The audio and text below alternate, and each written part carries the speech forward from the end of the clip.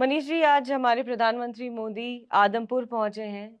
वहां पर एयरबेस पर गए हैं, जवानों से मुलाकात की है। ये इस वक्त देश के लिए कितना बड़ा मैसेज है और सेना के जवान को बूस्ट अप करने के लिए ये कितना जरूरी था?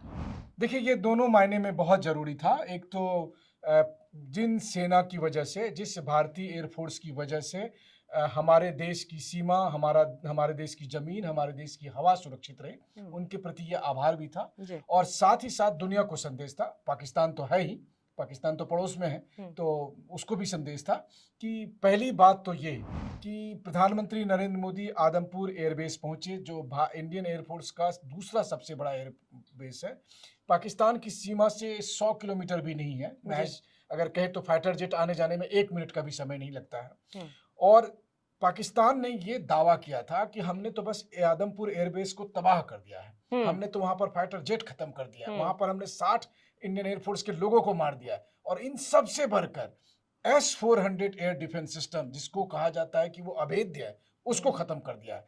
तो आज प्रधानमंत्री नरेंद्र मोदी जब भारत पाकिस्तान सीमा से सटे आदमपुर एयरबेस में पहुंचे, तो एक साथ एक दो नहीं सैकड़ों मैसेज थे। जी। सबसे पहले तो पाकिस्तान का झूठ, पाकिस्तान का प्रोपेगेंडा, वो ना सिर्फ एक्सपोज हुआ, ना मटियामेट हुआ, बल्कि पूरे सबूत के साथ, और हम्म। वो भी वीडियो सबूत के साथ। आप हम्म। सोचे ना कि मैं और आप आदमपुर एयरबेस में हो और पीछे में जो है हम्म। S-400 एयर डिफेंस सिस्टम रखा सिस्टम हो और तैनात। जी। MiG-21 फाइटर जेट रखा हो।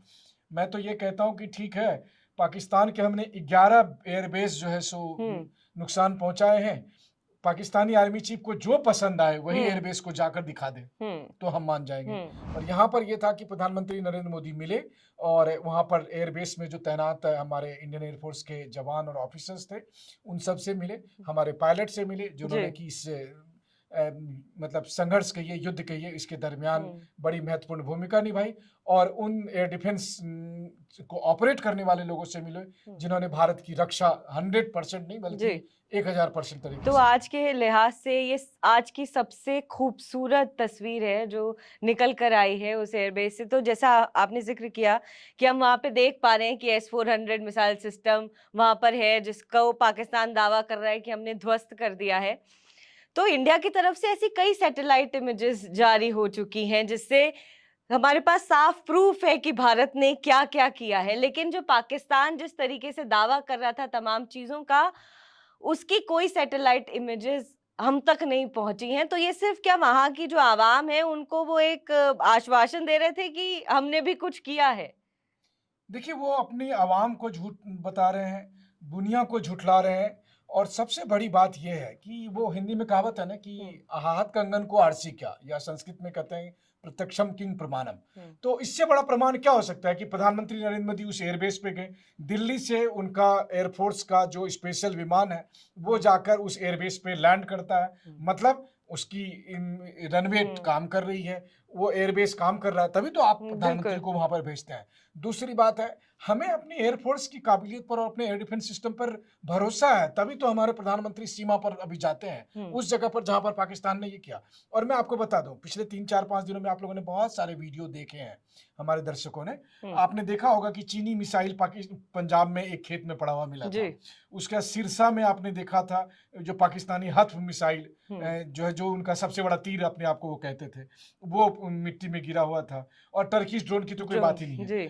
हम S-400 और प्लस हमारे जो स्वदेशी रडार सिस्टम है, ब्रह्मोस भी हमने इस्तेमाल। जो जी। सब वहां पर लगा हुआ है, हम्म। हम्म। आदमपुर एयरबेस में लगा हुआ है, हम्म। उन सब की मदद से हमने उन सबको मार गिराया था। और इसीलिए आदमपुर एयरबेस जाना अपने आप में बहुत सिंबॉलिक है। देखिए, हम्म। मैं जितना सही याद कर पा रहा हूँ, जब करगिल युद्ध हुआ था, करगिल युद्ध के बाद तत्कालीन प्रधानमंत्री अटल बिहारी वाजपेयी भी आदमपुर एयरबेस गए थे, हम्म। क्योंकि एयरफोर्स की एक बड़ी भूमिका थी करगिल में, जब जी। आतंकी के भेष में पाकिस्तानी सेनाएं थे। एक बार फिर प्रधानमंत्री नरेंद्र मोदी आदमपुर एयरबेस पहुंचे हैं, क्योंकि ये हमारा सीमा के पास का सबसे फॉरवर्ड पोजीशन वाला एयरबेस है, हम्म। जहां पर MiG-29 रखा रहता है। जी। एक मैसेज और भी है। देखिए, हम्म। जब प्रधानमंत्री सेना मतलब एयरफोर्स के लोगों से बात कर रहे हैं, मिल रहे हैं, वहां जो तस्वीरें आ रही हैं, उसमें 2 3 बहुत शानदार तस्वीरें हैं। हम्म। एक तो फोटो है जिसमें वेस्टर्न एयर कमांड की जो फोटो है, उसमें त्रिशूल का आपने त्रिशूल देखा का। होगा। जी। तो त्रिशूल किसका प्रतीक है? हम्म। विनाश का, संहार हम्म। का, भगवान शिव का अस्त्र। उसके बाद S-400 जो हमने रूस से खरीदा है, उसका नाम हमने सुदर्शन चक्र रखा है। जी। तो किसका प्रतीक है? भगवान कृष्ण के जी, हथियार का। जी। लेकिन पीछे में एक फाइटर जेट है जो कि फिर अगेन मिग 29 है। 29 तो रूसी एयर डिफेंस सिस्टम, रूसी फाइटर जेट, हमने ये भी बताया है कि मुश्किल के वक्त में हम जी। क्यों रूस पर भरोसा जी, करते हैं, उसका बिल्कुल मैं प्रतीक है। इसी पर ही आ रही थी कि जिस तरीके से कल भी मेरी बात हो रही थी और हम यही कह रहे थे कि भारत में जो बने हुए हमारे मिसाइल्स हैं या डिफेंस सिस्टम है, चाहे ब्रह्मोस हो या तेजस हो, और इसके अलावा रूस ने जितनी बड़ी भूमिका निभाई है इस युद्ध में, क्योंकि पहली बार ऐसा हुआ है कि भारत ने पाकिस्तान के खिलाफ S-400 का इस्तेमाल किया है और ये one of the most powerful defence system है। तो रूस और भारत की एक यूनिटी इस तरीके से देखी जा रही है, मगर अमेरिका की अगर मैं बीच में बात करूं तो अमेरिका का जिस तरीके से एक रोल रहा है, पहले बात हो रही थी कि मार्क रूबियो की तरफ से कि हम भारत के साथ हैं, फिर जेडी वेंस के अलग अलग जो है डिप्लोमेटिक स्टेटमेंट्स आए, फिर ट्रंप कई बार बोले, फिर जब कल ट्रंप ने बोला तो ट्रंप ने बोला कि हमने सीजफायर कराया और हमने ये इसीलिए कराया ताकि हम न्यूक्लियर वॉर रोक सकें। हम पाकिस्तान के साथ भी उतना ही व्यापार करना चाहते हैं जितना हम भारत के साथ करना चाहते हैं। तो मुझे लगता है कि ट्रंप को वैसे कोई सीरियसली नहीं लेता और ना हमें उनकी बातों को बहुत गंभीरता से लेने की जरूरत है, मगर भारत के खिलाफ जो है कंटिन्यूअसली, एक खिलाफ तो मैं नहीं कहूंगी, लेकिन जिस तरीके के स्टेटमेंट अमेरिका की तरफ से आ रहे हैं वो बहुत दुखद है और इससे हमारी जो जनता है वो उसके अंदर एक आक्रोश है कि जिसको हमने इतना अच्छा दोस्त माना, और जब हमने ऑपरेशन सिंदूर लॉन्च ही किया था तभी हमने कहा था कि इसमें हमें यूएस का भी पूरा साथ है, मगर वो साथ इस ऑपरेशन में नहीं दिखा।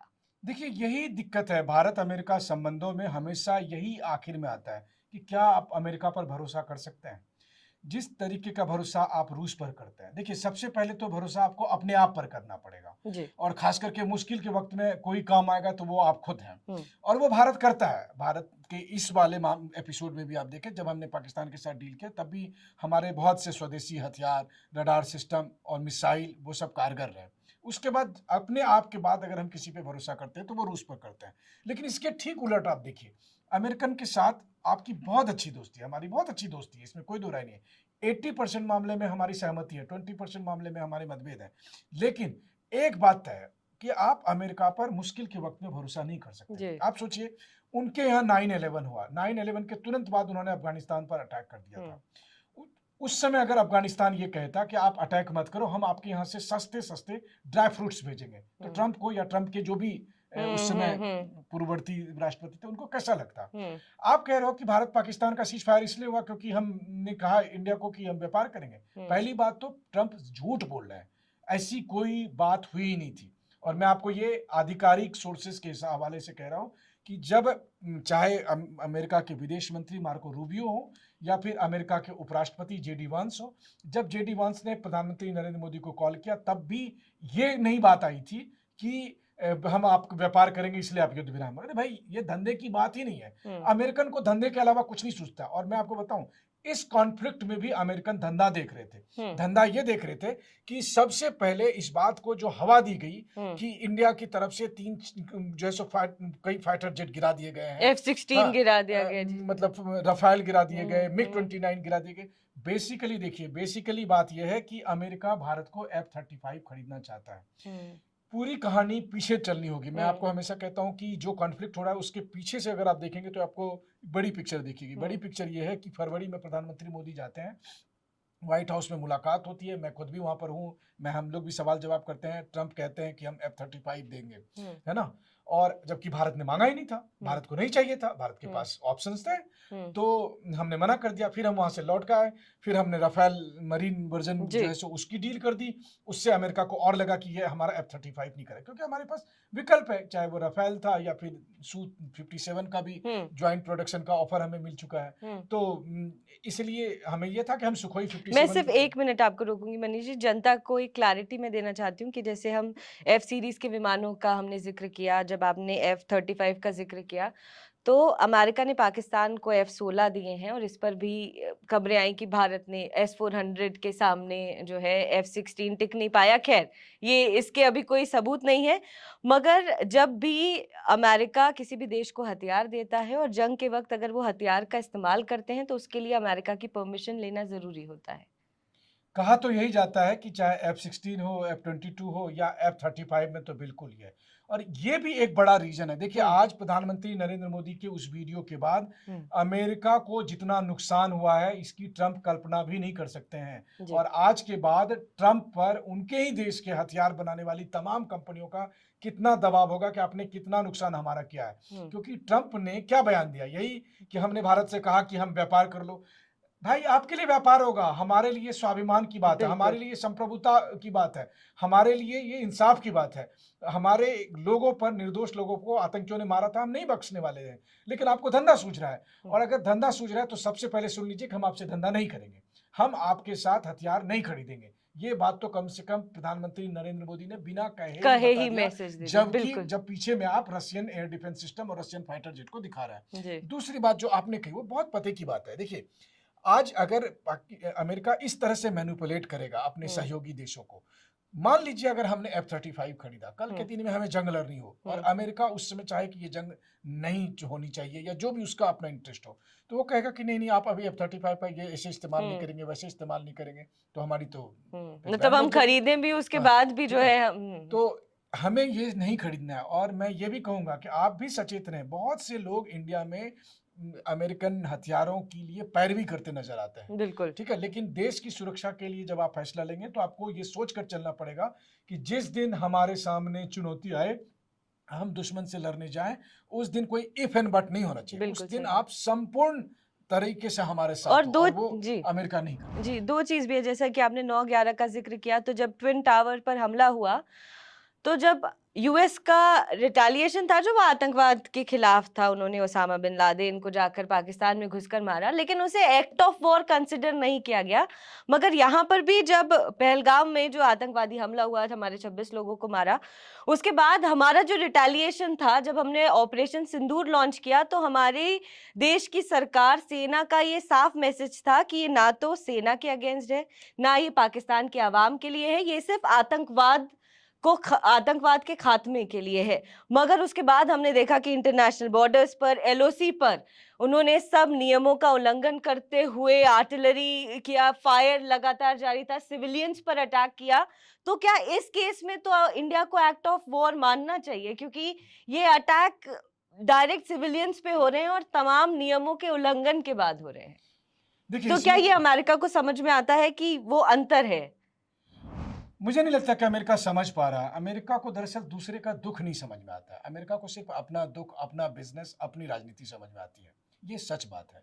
और इसी वजह से इसके बावजूद कि 9/11 के गुनहगार का पाकिस्तान कनेक्शन साबित हो चुका था, इसके बावजूद कि लंदन में जो वहाँ के मेट्रो स्टेशन पर ब्लास्ट हुए थे उसका पाकिस्तानी कनेक्शन साबित हो चुका था, तब भी जब भारत ने आतंकवाद के खिलाफ कार्रवाई की और उस वक्त जब पाकिस्तानी सेना आतंकियों के समर्थन में उतरी, तो अमेरिका या ब्रिटेन या दूसरे यूरोपीय देशों को समझ में नहीं आया कि ये लड़ाई हम भारत की आतंकवाद के खिलाफ है, उसी आतंकी संगठनों के खिलाफ जिनके आतंकी उनके देशों में भी, यानी अमेरिका और यूरोपीय देशों में भी जाकर आतंकी घटनाएं करते हैं। लेकिन उनको ये बात समझ में नहीं आई, तो खैर वो खुद भुगतेंगे। रही बात ये कि भारत ने एक बात तय कर लिया है, इतने सालों से हमने पाकिस्तान की आतंकी घटनाओं को सहा, हमने अपने लेवल पर कार्रवाई की, लेकिन अब ये और बर्दाश्त नहीं की जाएगी।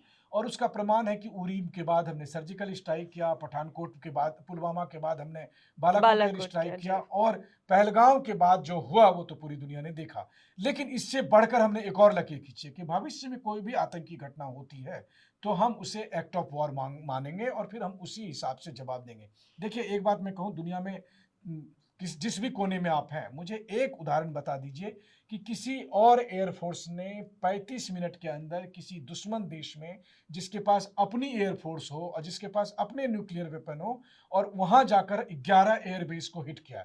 आपको अगर विश्वास नहीं होता तो बोलिए पाकिस्तान के आर्मी चीफ को, बोलिए पाकिस्तान के प्रधानमंत्री को कि उनमें से कोई भी एयरबेस में जाकर वो लैंड करके दिखा दे, लेके जाए अपने चाइनीज फाइटर जेट को और लैंड करके दिखा दे, तब हम समझ जाए। वो नहीं कर पाएंगे, वो इसलिए क्योंकि हमने सही में नुकसान पहुंचाया, हम झूठी बातें नहीं करते हैं, और ये प्रधानमंत्री मोदी के आज के विजिट के बाद साफ हो गया। जी, एक और चीज, ये जनता की तरफ के सवाल हैं कि जब सीज फायर हुआ तो भारत की जो जनता है उसमें एक आक्रोश था, वो ये था कि भारत अमेरिका की इस बात पर उसने सहमति क्यों जताई, और इस पर हम एक अंडरस्टैंडिंग है, एग्रीमेंट है, मैं कहूँगी सीज़ फायर को लेकर। तो एक ही क्यों किया?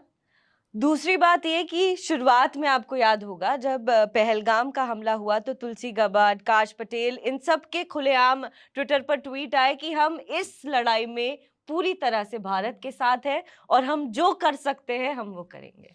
देखिए, सीज फायर हुआ तो मैं ये कहूँगा कि जो बात आपने कही ना कि भारत के लोगों में एक आक्रोश था, मैं कहता हूँ आक्रोश की जगह पे दरअसल वो एक ऐड था ना, ये दिल मांगे मोर। हुँ। दरअसल भारत के लोगों को लग रहा था अब कि यही समय है, सही समय है, उस वाले मोड में था वो। तो उनको ये इस बात से निराशा हुआ, अरे मोदी जी 4 घंटा और रुक जाते। सच बात ये है कि सीज फायर के होने के बाद भी आज भी भारत की लोगों का, भारत की जनता का मानना है कि काश 24 घंटे, ठीक है पाकिस्तान ने फोन किया था, पाकिस्तान गिड़गिड़ा रहा था, रो रहा था, रोने देते उसको, 24 घंटे और दे देते तो मजा आ जाता है। 24, ये कहने का मतलब ये है, देखिए वैसे मैं आपको बताऊं, मैंने 3 साल का मैक्सिमम टाइम युद्ध में झेला है और मैं हमेशा कहता हूं कि ईश्वर न करे कि कहीं पर युद्ध हो, लेकिन जब आप एक बार युद्ध में चले गए तो कहते हैं ना, जब उखल में सर डाल ही दिया तो मुसल से क्या डरना। तो जब आप उखल में चले गए तो फिर उसको आप पूरा करिए, पूरा करिए कि कम से कम अपना टारगेट। वैसे एक बात है, प्रधानमंत्री नरेंद्र मोदी ने अपने संबोधन में भी कहा, हमारा जो मिशन था वो पूरा हो चुका था, हमारा टारगेट पूरा हो चुका था। हमने ये सोचकर नहीं लड़ाई लड़ी थी कि हमको पाकिस्तान से लड़नी है, हमको आतंकी ठिकानों को करना है। और उसके बाद जो हुआ वो ऑफ शूट था कि पाकिस्तान ने रिटेलिएशन में कार्रवाई की तो हमने कार्रवाई की, उसकी जवाबी कार्रवाई की। हाँ, जिस दिन जंग लड़ना होगा उस दिन जरूर हम अपनी सेना से, सरकार से कह सकते हैं कि आज भैया युद्ध विराम मत करो, उसी दिन युद्ध विराम करो जब भारत अपने मन मुताबिक टारगेट को पूरा कर सके। जी, अब बस आखिरी कुछ डिफेंस के कॉन्टेक्स्ट में मेरे सवाल हैं कि हम देख रहे हैं कि पाकिस्तान के साथ तुर्की है इस वक्त, ताकि भले ही वो अपना एक मिलिट्री ट्रेड कर रहा है, ये तुर्की को लग रहा है कि अच्छा मौका है, C-130 दिया, वॉरशिप दिया, ड्रोन्स, और चाइना के जिस तरीके से सामान जो ऑलरेडी है पाकिस्तान के पास, तो हमें ये भी खबर आई कि HQ-9 जो है, जिसकी 200 किलोमीटर की रेंज है, जो S-400 के सामने एक्चुअली आधा है, उसको भी हमने ध्वस्त कर दिया। तुर्की के से जो आए ड्रोन्स थे उनको भी नष्ट कर दिया। मगर उसके बाद भी लगातार तुर्की और चाइना की डिफेंस पावर उनके साथ रही होगी, इकोनॉमिकली भी। लेकिन इस तरफ हम भारत की बात करें तो क्या भारत अकेले डिफेंस के सेक्टर में सक्षम है? और जितना हमारे पास थोड़ा बहुत रशिया और फ्रांस से जो हमारे पास मिलिट्री सपोर्ट है, उससे हम क्या पाकिस्तान, तुर्की, चाइना, और अगर वो बाकी कहीं जगह और से हथियार लेता है तो इंडिया उसका मुकाबला कर सकता है? देखिए, मेरा मानना है कि हथियार अगर आपके पास है या हथियार कोई बेच रहा है तो कोई खरीदेगा ही, तो ठीक है। लेकिन हाँ, पाकिस्तान के पास पैसे कहाँ से, जो ड्रोन्स लगातार अपनी अपनी प्रायोरिटी है। अब हम अपने डेवलपमेंट के लिए काम कर रहे हैं, हम जैसे मार्स मिशन में काम कर रहे हैं, हम मून मिशन में काम करते हैं। वो अपने पैसे जो है वो आतंकियों को पालने पोसने में खर्च करता है, वो मान लीजिए हथियार खरीदता है। देखिए, इसके बावजूद ये भी बात सच है कि भारत हथियार खरीदता है, लेकिन भारत की औकात है। अब मेरे पास औकात है तो मैं ये कपड़ा पहनता हूँ, आप ये कपड़ा पहनती है। अब जब पाकिस्तानियों के पास नहीं है तो वो कुछ और पहने, उनकी मर्जी। तो भारत के पास औकात है और इसी वजह से आप देखिए तो दुनिया में सबसे अधिक जो हथियार खरीदते हैं उसमें भारत का नंबर आता है। हम भी हथियार खरीदते हैं, हम रूस से भी खरीदते हैं, फ्रांस से भी खरीदते हैं, अमेरिका से भी खरीदते हैं, इजराइल से भी खरीदते हैं और कई देशों से करते हैं। हमारा प्लान ये है कि हम किसी एक देश के भरोसे नहीं रहे ताकि मुश्किल के वक्त में कोई हमें ब्लैकमेल ना कर सके। सीधी सी बात है। और इसीलिए हालांकि हमारा जो आप कहिए कि 55%, पहले तो 80% हुआ करता था, आजकल घटकर लगभग 55% हथियार जो हमारे पास है वो रशिया से लिए हुए हैं। बाकी मिश्रण है, बाकी मिश्रण है। तो उसमें देखिए इस बार भी हमने इजरायली ड्रोन का इस्तेमाल किया, इजरायली ड्रोन का इस्तेमाल किया। उसके बाद हमने रशियन फाइटर जेट का इस्तेमाल किया, रशियन एयर डिफेंस सिस्टम का इस्तेमाल किया और भी बहुत सारी चीजें। जब पब्लिक नहीं हुई तो हम क्यों पब्लिक करें। इसके अलावा आप देखिए टर्की, आपको याद होगा आपके साथ ही कार्यक्रम में मैंने कहा था कि पश्चिम एशिया में ईरान और टर्की, इन लोगों ने कुछ छोटे हथियारों में अच्छी महारत हासिल की है। इन्होंने भी अच्छे अच्छे बनाए हैं। मैं ये नहीं कहूंगा कि ठीक है, ये बात है कि हमारे पास सुपीरियर है इसलिए हमने उसको मार गिरा है, लेकिन आखिर टर्की बना रहा तो वो भी कहीं बेचेगा ना। ठीक है, बिल्कुल लेकिन वो उस वक्त की बात हो जाती है क्योंकि ऐसा कहते हैं कि भारत ने जब अर्थक्वेक आया तो तुर्की की इतनी मदद की और वो अब भारत के खिलाफ जाकर पाकिस्तान। देखिए, हम ना बहुत बार ह्यूमैनिटेरियन एंगल से सोचते हैं, लेकिन फिर क्या है ना कि जियोपॉलिटिक्स रियलिज्म पे चलता है। रियलिज्म में ये है कि तुर्की को मुस्लिम देशों का खलीफा बनना है, तुर्की को लगता है कि पाकिस्तान के पास न्यूक्लियर वेपन है, कभी वो उसके काम आएगा। ठीक है, मतलब जो भी है उनके बीच में है। अब ठीक है, अब आगे भारत सरकार किस तरह से टर्की से डील करेगी ये भी देखने की बात होगी, लेकिन इसमें कोई दो राय नहीं है कि टर्की के हथियार हो, चाइनीज़ हथियार हो, सब इस बार फुसड्डी साबित हुए। और हमने देखा कि हमारे खेतों में कैसे चाइनीज़ मिसाइल औंधे मुँह गिरे पड़े थे, और टर्की के ड्रोन तो कोई बात ही नहीं है, वो तो हवा में जी ही मार गिराए गए। और चीन के फाइटर जेट को लेकर जो खबरें आ रही है उसके मुताबिक आप देखिए पहले क्या हुआ, पहले दिन उन्होंने बड़े-बड़े दावे कर दिए। उसमें से एक दावा यही था कि आदमपुर एयरबेस को जो है चीनी फाइटर जेट तबाह JL-17 के कर जरिए गिरा दिया गया है। हम्म और इस दावे के बाद जो है उनके स्टॉक एक्सचेंज काफ़ी बढ़ गए, है ना? उसके शेयर वैल्यू काफ़ी बढ़ गए स्टॉक एक्सचेंज में। और लेकिन फिर जैसे ही हकीकत पता चला तो आज तो सुनने में आ रहा है कि सीधे नीचे जैसे से गोता लगा दिए हैं। तो ये सब होता होगा। मोटे तौर पे आप देखिए कि वो कहते हैं कि गंदा है लेकिन धंधा है। जब भी कहीं कॉन्फ्लिक्ट होता हो तो आप देखिए कि इसके पीछे हथियार बेचने वाली कंपनियों का अपनी लॉबिंग क्या है। अपनी लॉबिंग ये है कि अमेरिका अपना हथियार बेचना चाहता है, फ्रांस अपना हथियार बेचना चाहता है, चीन अपना हथियार बेचना चाहता है, दूसरे देश अपना हथियार बेचना चाहता है। इन सब के बीच जो जरूरी है वो ये है कि अगर कोई भी आतंकी हमला हमारे यहाँ होता है तो हम उसका करारा जवाब देंगे। हमने जवाब दिया, फ्यूचर में भी हम जवाब देंगे, लेकिन किन हथियारों के साथ देंगे? तो भारत की सुरक्षा के लिए जो जरूरी है हम सिर्फ उन्हीं हथियारों को रखेंगे, हम कबाड़ नहीं रखेंगे जैसा पाकिस्तान रखता है। जी। और आगे अमेरिका से संबंध भारत को आपका ओपिनियन मैं जानना चाहती हूँ कि आपको क्या लगता है कि भारत को अब अमेरिका से किस तरीके के संबंध बना के रखना चाहिए या कितनी डिस्टेंस बना के रखनी चाहिए? नहीं देखिए, एक हिंदी में वर्ड है या इंग्लिश में कहिए कि एक है फ्रेंड, एक है पार्टनर। तो रशिया आपका फ्रेंड है, यूएस आपका पार्टनर है।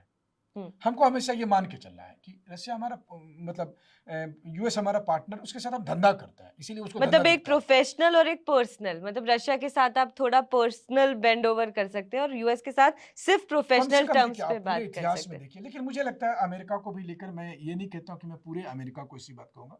मुझे लगता है थोड़ा ट्रंप की समझ में भी कमी है, थोड़ा क्या बहुत ज्यादा कमी है। सबसे पहले तो उनको पता नहीं कौन सी गणित आ गई है कि उन्होंने एक नया फेवरेट वर्ड है उनका 1000 years, है ना? इंडिया और पाकिस्तान 1000 years से लड़ रहे हैं। अरे मूर्ख, क्या बताया जाए, 50-70 साल पुराना पाकिस्तान का जन्म हुआ है, ठीक है? मुझे याद है कि मतलब मैंने जब ट्रंप से सवाल किया था बांग्लादेश को लेकर, तभी उन्होंने कहा था इंडिया बांग्लादेश 1000 years।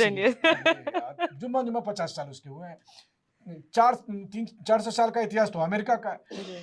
भारत का इतिहास हजारों साल का है, अमेरिका का नहीं है। पाकिस्तान और बांग्लादेश का तो हरगिज नहीं है। तो पहले तो यही उनकी गलतफहमी है। दूसरी है कि वो खुद धंधेबाज आदमी है तो उसको हर चीज में धंधा दिखता है, लेकिन ऐसा नहीं होता। हर चीज धंधा की बात नहीं है, ये उनको समझना पड़ेगा, खास करके हम इंडियन सब कॉन्टिनेंट के लोग जो बहुत इमोशनल होते हैं। इन दोनों के बाद जो तीसरी बात है, मुझे लगता है कि फिलहाल तो मतलब ट्रंप को उनके ही लोग, देखिए अमेरिका में वॉर लॉबी बहुत मजबूत है, जो मिलिट्री इंडस्ट्रियल कॉम्प्लेक्स है वो तय करती है कि सिस्टम कैसे चलेगा। लेकिन ट्रंप ने बड़बोलेपन में ये धंधे की बात कह के दरअसल इंडियन सेंटिमेंट्स को हर्ट किया है, और उसकी वजह से इंडिया और यूएस के कम से कम डिफेंस डील तो बुरी तरह से प्रभावित हो गए। लेकिन हाँ, बाकी जो डील है, इसलिए मैंने आपको कहा कि 80% मामले में काम चलेगा। लेकिन जहां तक रक्षा की बात है, और अब मुझे लग रहा है कि ठीक है, देखते हैं क्वाड को लेकर क्या होगा, क्योंकि बार बार यही सवाल आता है कि ठीक है, हम लोग कहते हैं कि चीन के खिलाफ लड़ने चलेंगे, लेकिन आप क्या अमेरिका पे भरोसा कर सकते हैं? और मैं हमेशा कहता हूं कि भारत यूक्रेन नहीं है, ठीक है? ये बात अमेरिका समझ ले, और यही हकीकत भी है। जी बिल्कुल।